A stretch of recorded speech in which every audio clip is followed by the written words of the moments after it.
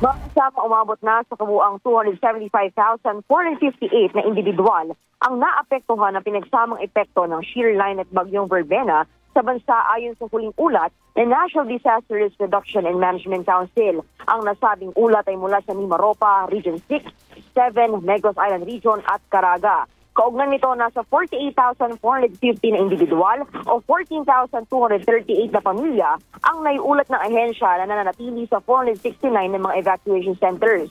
Samantala, wala namang naiulat na nasawi, ngunit may naiulat naman na 2 nawawala kung saan ito ay mula sa Negros Island Region. Sa ngayon, 25 mga kalsada at 5 tulay ang naitalang hindi pa rin nadadaanan. Tuloy-tuloy naman ang pagbibigay ng suporta ng iba't ibang ahensya ng pamahalaan para sa mga naapektuhang residente. Kasama mo sa Kapaginaldo, Radyo Mars Domingo, Patak RMN.